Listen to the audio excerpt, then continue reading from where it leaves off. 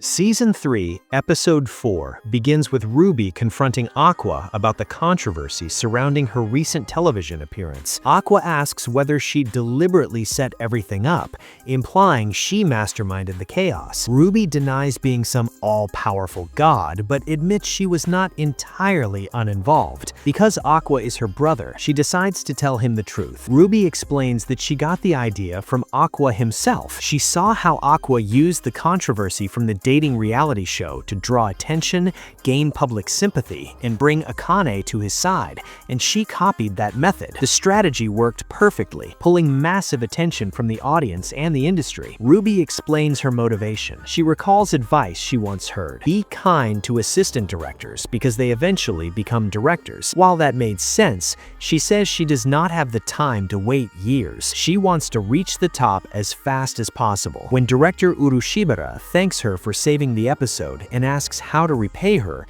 Ruby directly requests that he cast her in future projects. She explains there is no need to win over assistants if she can go straight for directors. Aqua realizes Ruby intentionally dragged the show into trouble to secure Urushibara's favor. Ruby says the situation was partly coincidence. While researching the program Dig Deep, Chase the Impossible before appearing, she discovered serious issues in its production methods. Ruby recalls agreeing to appear on Dig Deep, only to realize the show was completely different from what had been pitched. The staff refused to take no for an answer, and one production member was verbally abusing a younger assistant director. Seeing this, Ruby felt compelled to act. Knowing that controversy would explode, Ruby suggested inviting Maya, a creator infamous for publicly calling out staff members and sicking her followers on them through social media. Ruby admits she expected Maya to repeat her pattern. Aqua questions why Ruby would associate with her, but Ruby states clearly that she hates loudmouths like Maya. She criticizes modern whistleblowing culture,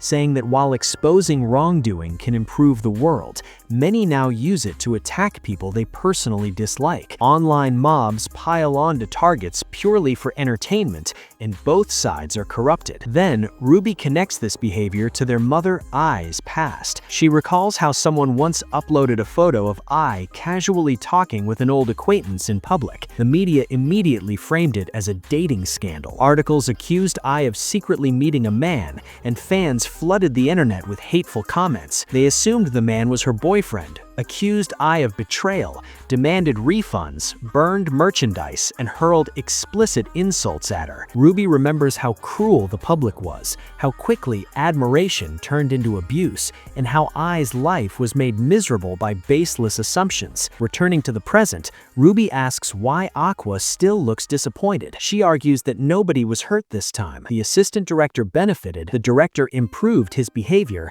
and Minami gained exposure. Ruby insists she merely nudged events that were bound to happen anyway, and declares that luck is on her side. Aqua asks whether she is truly okay with this outcome. He reminds her that she once said she hated lies and manipulation, and wanted to be an idol driven by love and passion. He questions whether this is the idol she wanted to become. Ruby responds that Ai was also a liar, hiding her children to continue being an idol. She says love and passion alone are not enough to survive in show business. Manipulation suits her better, and she promises Aqua she will seize the spotlight soon. The narration confirms that Ruby was right. Soon after, work begins pouring in for her. The episode shifts to Ruby's rapid rise. News headlines announce her increasing popularity, her award wins, and B-Komachi's explosive growth. Ruby wins the Newcomer of the Year award, with commentators comparing her to Ai and speculating whether she might surpass her. Clips from Dig Deep replay, emphasizing that the show's controversy initially launched her fame. Her looks, comedic persona,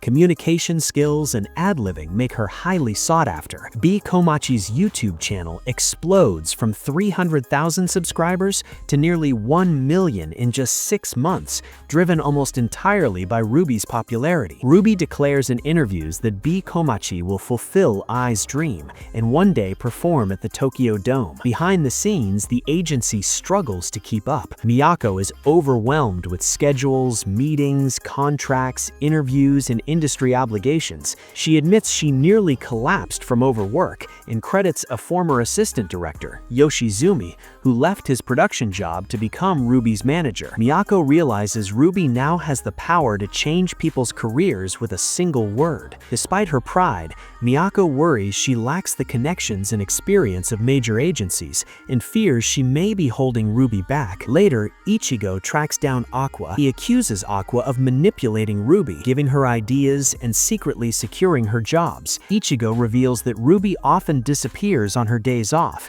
and he followed her to find the truth. He confronts Aqua about abandoning Miyako after Ai's death, but admits he now believes Aqua is chasing the Tokyo Dome dream again. Aqua denies it. He says he helps Ruby through industry connections gained from favors and sympathy after Ai's death, driven by guilt towards Miyako. Ichigo urges Aqua to return openly to Strawberry Productions, but Aqua refuses, stating he has unfinished business. He declares his intent to kill the man responsible for Ai's murder. Ichigo is shocked, arguing Aqua was only Ai's agent. Aqua reveals the DNA tests identified their father as Seijiro Uehara, who is already dead, meaning the revenge should be over. Ichigo rejects this conclusion. He explains that Seijiro died before Ai moved residences, making it impossible for him to have orchestrated the murder. He suggests paternity fraud, pointing out the timeline doesn't add up. Ichigo insists the mastermind must still be alive. Aqua initially denies this, claiming everything is over, but his certainty collapses. His inner monologue spirals as guilt and hatred resurface. The peace he briefly felt vanishes as his obsession with revenge returns. Aqua encounters Kana in a moment of emotional collapse. Overwhelmed and panicking, he screams at her to shut up. Kana, hurt and confused, believes she did something to make Aqua hate her and apologizes through tears. Later, Akane calls Aqua. She nervously talks about the Japan Film Awards and asks to meet him afterwards. Aqua declines, saying he doesn't feel like seeing anyone. Akane senses something is wrong, but reassures him she will always be there. After the call, Akane reflects that Aqua has panic attacks whenever Ai comes to mind, and hopes she can live peacefully without knowing the truth. At the award ceremony, Akane wins the Rookie Actor Award. While celebrating, attention is drawn to white roses sent by a former La La La actor who now runs his own agency. As Akane reviews old rehearsal footage, she notices a man whose appearance and acting style closely resemble Aqua. She recalls that the murderer brought white roses to Ai, just like the ones present now. Akane connects the dots. She realizes that Aqua's biological father may not have been Seijiro, and that someone from La La La could be responsible. She concludes that the mastermind manipulated events from the shadows, leaked Ai's address, incited the stalker, and orchestrated the murder. The episode ends with Akane recognizing the man's face and realizing how closely he resembles Aqua, confirming the truth Aqua doesn't yet know.